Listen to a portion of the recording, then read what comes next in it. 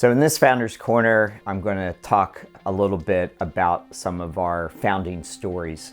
I'm not going to go through the whole history or anything, but just some interesting little tidbits from our history.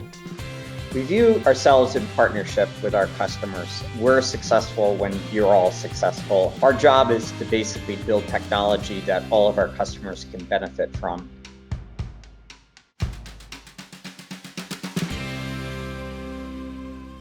Well, I guess the place to start with a founding story is how we came up with the idea. So I was helping out with the Scott Coffee Run here in my town, Morristown, New Jersey. It's a run put on by the Rotary, and I started helping my friend Bill Van Fossen because he and Scott Coffee had started the race a number of years before, and unfortunately Scott, who is a friend of both of ours, passed away from a sudden heart attack. And I just felt kind of a responsibility to help Bill out with the race.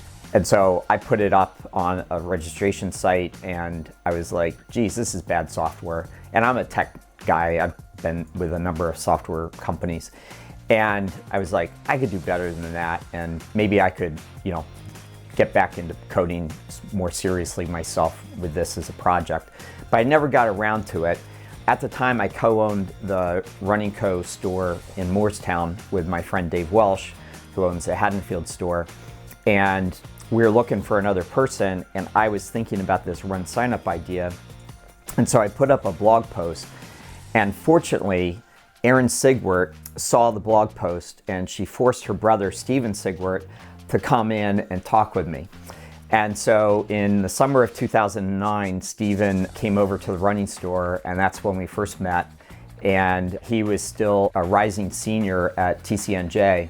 And we had this great discussion, and he left the store, and I said, I'm not gonna hire him for the store, but I am gonna hire him for this RunSignup idea that I have.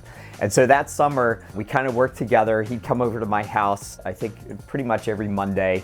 We would talk for a bunch, and then he would go away. I would do this much work, and he would do this much work. And by the end of the summer, we actually had a little prototype that we went out, and a friend of mine, Doug Seld Jr., actually had a small little race for alumni at Morristown High School, and they were our first race. So Steven went back to school. We just left it on the web, and somehow about 20 races found it and used it, and it actually worked. So at Thanksgiving time, I approached Steven because Steven was going to be graduating in December. Steven's kind of smart, so he was on an accelerated plan. And I said, hey, do you want to start RunSignup? And he said, sure, I'd love to come be a part of RunSignup, the corporate megalopolis where I come over to Bob's house on Mondays.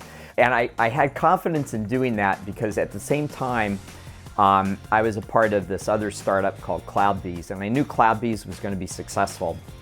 So if RunSignup wasn't going to be successful, I knew I could get Steven a job at CloudBees.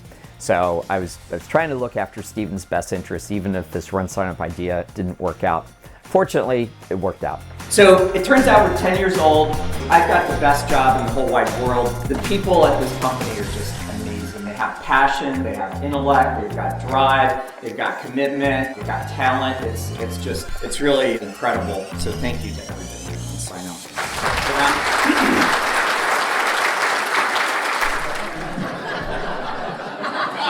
I have two more origin stories, so this won't be that long because I could go on forever with the origin stories. But one of my other favorites is Johanna Good joined us in 2014, I believe. And kind of what's strange about this is that I interviewed her at a co-working space over in Philadelphia and then hired her, and she agreed somehow. And I told her her first day was starting on April 1st, and she was supposed to come to my house, which is kind of a creepy thing. Now that I look back on it, I thought it was perfectly natural at the time. Who is this weird guy that's just allegedly hired me coming over to Morristown for a job, and I only have to come on Mondays. So anyway, she came over on Monday, and Steven was there, Andrew was there, the other Andrew Burke was there, and we just sat around my dining room table and worked. And I had to go out and run an errand outside of my house, and there was a delivery of drugs for my father-in-law to the house. and Johanna answered the door when the delivery guy came, and it had to be signed for. And my wife was actually upstairs taking a shower. So Johanna, first day, mind you, April 1st, she's elected to go upstairs and knock on the door to get Marlies to sign it.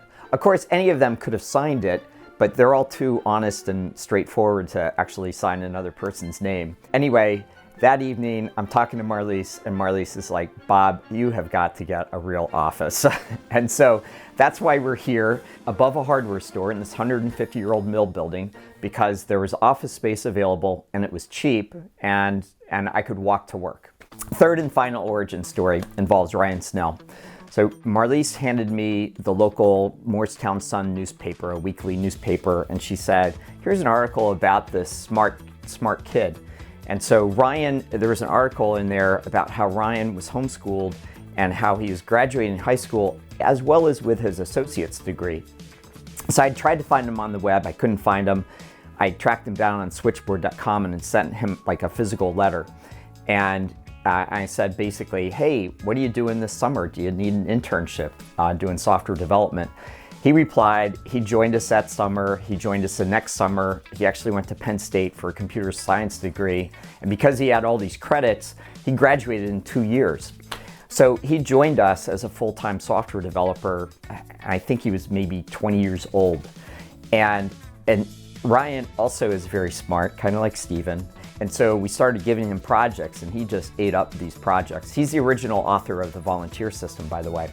And so the project that we gave him was a check-in app. So the check-in app wasn't working well for one of our largest customers.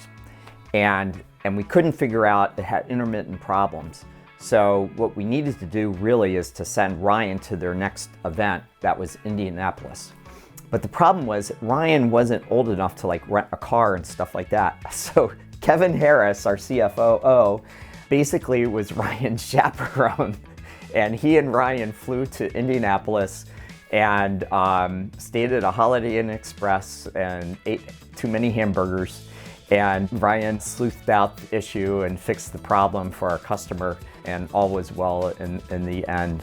But RunSignup is made up of this collection of just these uniquely talented, quirky people that I obviously love and trust and think the world of.